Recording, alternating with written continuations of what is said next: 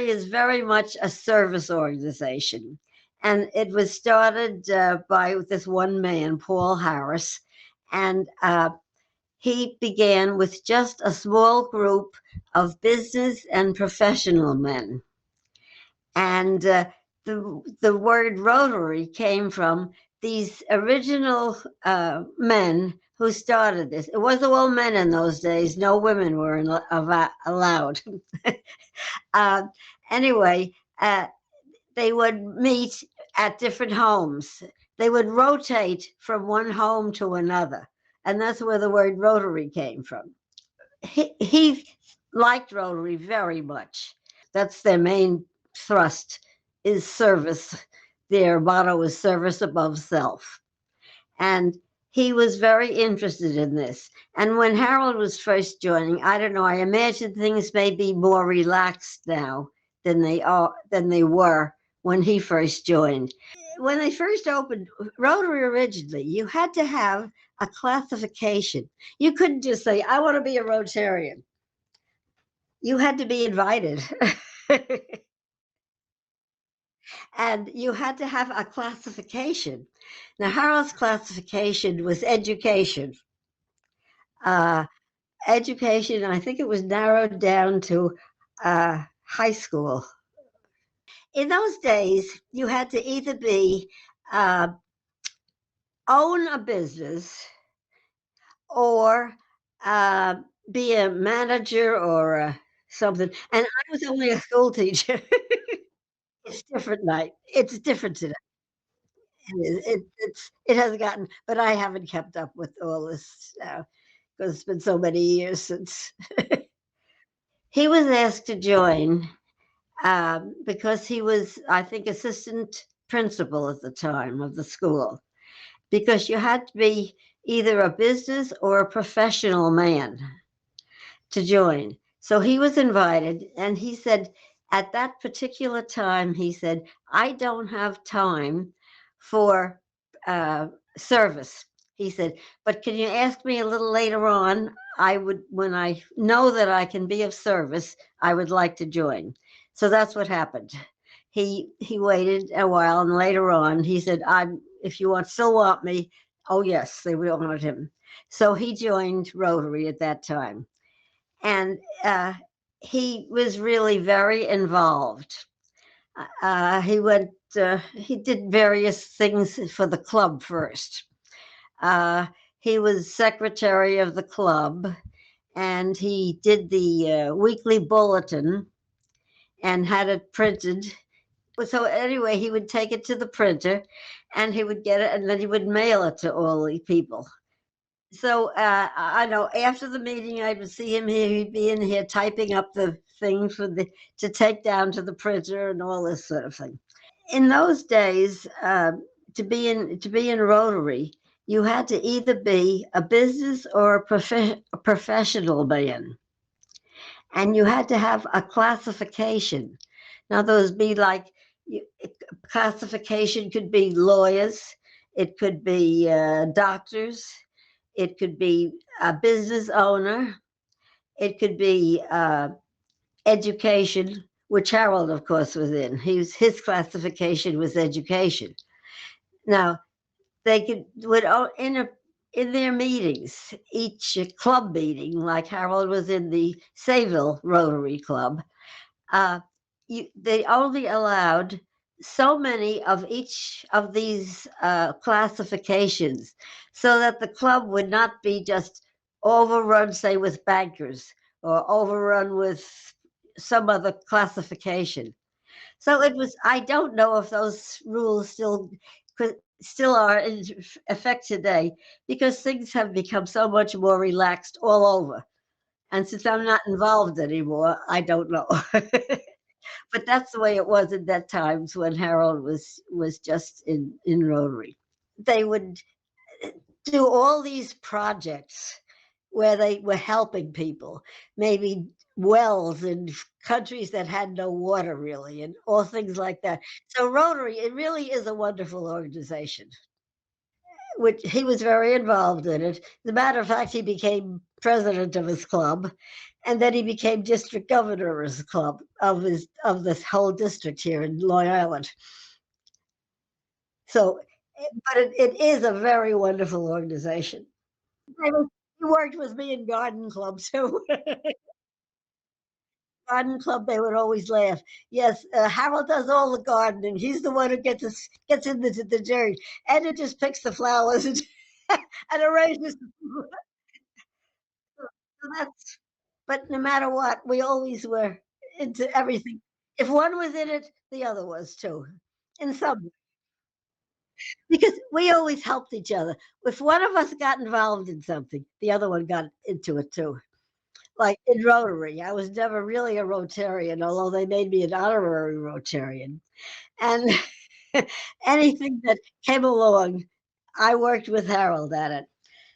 So the year that he was president, this is a funny story. The year that he was president, at the end of the year, they usually gave a gift to the president's wife. I think that's how it worked. I'm trying to think now how it was. Yeah, well, a little gift, not nothing much. Well, after Harold was president, they said, "Oh well, let's see." All of a sudden, they gave me a dozen long stem red roses because I did so much for them. And then they said, "Oh, but you got to have something to put it in," and they gave me a Lenox vase. So this Lenox vase that I've got is worth a couple $100 today, and they gave me roses to put in. So they said, "Oh, you did so much." Oh, well, see, Harold, if one of us got involved, the other one did too. So that's the way it worked. That's the way we've been all along. The highest you could be in your own area and so forth was governor, and that of course is what Harold did, and he enjoyed all this traveling and all that we did. One of the things that they were required to keep attendance.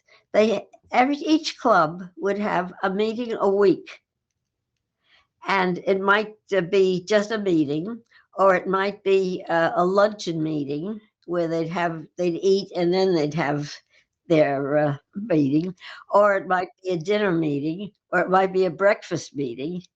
It, Depending on what that particular club wanted, and most of the time that Harold was in, I should say all of the time he was in, it was a luncheon meeting in Sayville.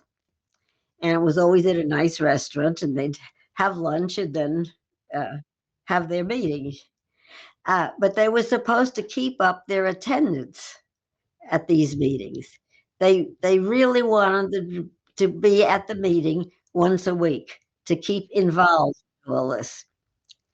If say you were going on a vacation and you knew where you were going to be, you could look up the club where that was going to be, and you could see when they were meeting, and you could go there. And then they would give you, saying that so and so attended the meeting here at this club, and that would count for your attendance then at your own club. So wherever we went, Harold had his book with him, no matter what country we were in or what state we were in. He made up because he had 48 years of perfect attendance. If he wasn't able to be in his own club, he made up wherever we were. Well, he had 48 years, and then when he retired, of course, after he retired and all, he still went to his meetings. And when we traveled, we had the book with us, and we would go to the meetings. He stopped going a couple of years before he died. It got to the point where he'd go to a meeting, and it was a big round table, and he couldn't hear, and he couldn't, he was just not up to it anymore. So he thought, rather than put people out to try to do for me, he stepped back. So I would take the girls to a restaurant, and he would go to the Rotary meeting. And back then, it was women had finally gotten into Rotary, see, so I could go with them. But before that, like we took the children places, he would go to Rotary, and I would take them someplace else to eat lunch. But and women got into Rotary, so the best thing they can give anyone is to become a Paul Harris Fellow. Now, Paul Harris was the founder of Rotary, and uh, they had this uh, to become a Paul Harris Fellow. Someone would have to send it may be more money now. You had to would send $1,000 in that person's name to Rotary International to be doing all their projects. Now, they made when Harold was, I guess, when he finished being president, his club made him a Paul Harris Fellow. Uh, a number of years later, all of a sudden, I was made a Paul Harris Fellow. You didn't have to be a Rotarian to be. They made me a Paul Harris Fellow too. They said I did so much, always working with Harold that so you could we I have a medal. We each got a medal and a plaque and a pin you could wear that says Paul Harris Fellow. So see, I'm one of those too. And eventually, he became president of the club, and which was a lot of work too. But then eventually, he was asked if he would be district governor, which would be all of Long Island. He would be like in charge of Long Island, first of the district. There were two districts first in Long Island, and then it was all of Long Island. So he was in charge of all of that, which he enjoyed very much. Now, before you could be a district governor, because Rotary is international, uh, you had to go to this governor's, well, like a governor's school, really. And it was held down in Boca Raton, Florida. And he had to be there for a week. Uh, so it was the the incoming district governor and his wife. So of course I was invited, you see, to this. But it was a lovely. So we spent a whole week there in Boca Raton, and it was lovely. Um, I got to meet all these wives too, but they were from all over the world, and here they were at this uh, institute, this governors institute. I made a lot of friends down there. They had to go every day for a week. Ex from Monday to Friday, anyway. And they would go. It was like a school almost, where they did all this stuff about Rotary, learning all this, and the wives had time to do other things. So I made a lot of friends down there at that time during the day. Then one day from the week, all the wives who were there had to go sit in their husbands. It was like a desk they each had, and we had to go and learn what a governor's wife should be doing. It was fascinating. I and it was a lovely hotel we were in there, and because there was a swimming pool and also the days that Harold was, at the all these meetings, I was in the pool and meeting all these other women and so forth. So it was a great week for us. Then he was installed as governor of the this part of the world anyway. So anyway, that was a very interesting time. I thought they should all be in this presentation to Jim. That's why it's Rotary International, and we did go to two international conferences. Uh, One of them was in Canada. What's the capital of Canada? Canada, Canada. Uh, but those international conventions were really something. People from all over the world speaking all kinds of languages. I know what one of them was it the one in Canada or the one in, Japan? I don't remember. But when you come in, they don't want you just to sit with your own people. When you come in, they put you at a table, they would seat you. And I can remember one time we got seated with everybody different countries. We were the only Americans. We were the only English speaking the group of two, Harold and me. Anyway, we got seated with, I can't remember what they were. Well, I think it was a German couple, and it was, uh, oh, gee, I can't remember. Spanish speaking, I forget what country it might have been from. I probably have a book on it. And we got we got seated with. Well, nobody knew the other's languages, so Harold, of course, he gets out, gets a paper and a pencil, and he starts drawing pictures.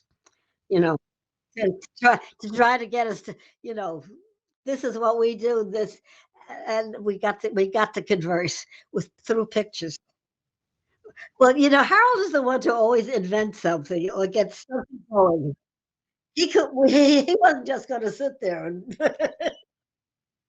So anyway, he was the one. He instituted pictures, and then they started drawing pictures too, and that's how we conversed through that meal.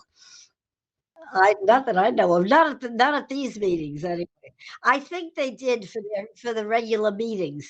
They had these things that would translate, even though this was way back then. Today they probably everything is probably translated through there. But I had a great time with the Rotarians. So I thought this should Jim should know this sort of thing because Rotary was a very big part of Harold's life.